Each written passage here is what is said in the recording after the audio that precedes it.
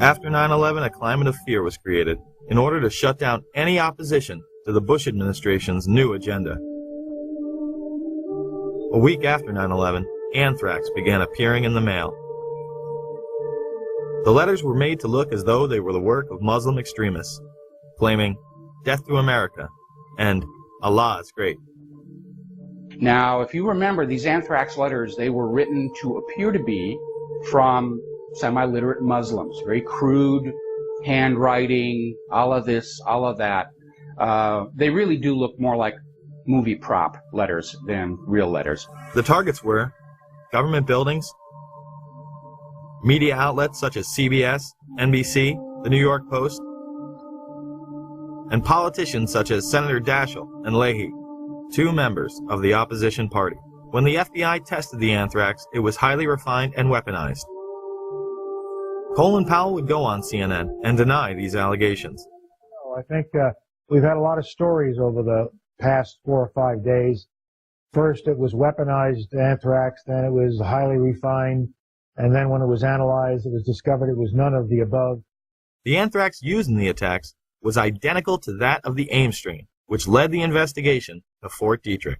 An analysis of the anthrax that was sent to Senator Daschle's office shows that this anthrax has a sophistication that leads people to know that it can only be produced by a PhD microbiologist, and it would have to be done in a small, well-equipped microbiology lab. This appears to be the so-called Ames strain. That was a strain of anthrax that was first isolated almost 50 years ago at a U.S. Department of Agriculture diagnostic lab in Ames, Iowa. What's uncommon about this is that it has been engineered in such a way to be, as they say, readily aerosolized. That means, in effect, that what somebody has done is taken the anthrax spores, added to them some kind of a chemical to get in the way of a normal electrostatic process that causes the spores to clump together. Chemical's been added to declump them, in effect. That makes them very fine. They are able then to be dispersed very readily into the air. The Washington Post would report, genetic fingerprinting studies indicate that the anthrax spores mailed to Capitol Hill are identical to stocks of the deadly bacteria maintained by the U.S. Army since 1980. Those labs can trace back their samples to a single military source, the U.S. Army Medical Research Institute of Infectious Diseases at Fort Detrick, Maryland. It's been made quite clear that Al-Qaeda wasn't behind this. It is a specialized biological weapon only produced by our military in one facility. High-level FBI and CIA officials said none of the 60 to 80 daily threat reports from intelligence sources contain evidence linking the anthrax attacks to Osama bin Laden's terrorist network.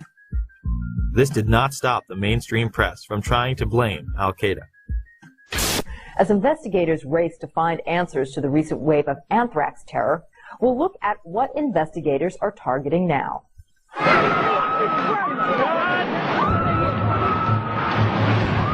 Since September 11th, Americans have been put on alert. This is so terrible. Investigators are trying to ward off more attacks by dissecting the terrorist plan for September 11th, looking for patterns, methods, associates that could reveal what else terrorists had in mind.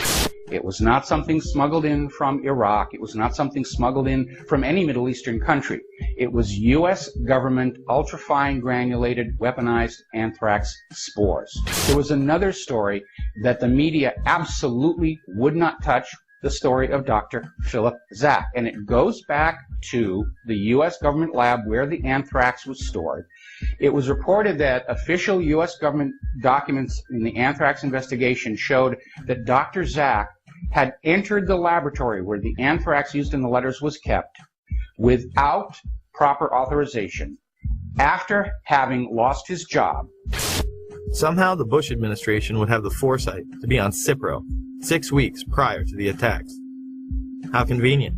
An attack traced back to U.S. government facilities, and the president and his staff happen to be taking the antidote before it's even in the mail. Judicial Watch would file suit against the administration for its actions. Well, this is another good example of how certain people consider themselves to be above the rest of us. On September 11th, I think it'll come as a shock to a lot of people, but it's been reported by the New York Times and other major news organizations and confirmed by the White House. The President's office and Vice President's office went on Cipro, the antibiotic that was used to combat anthrax.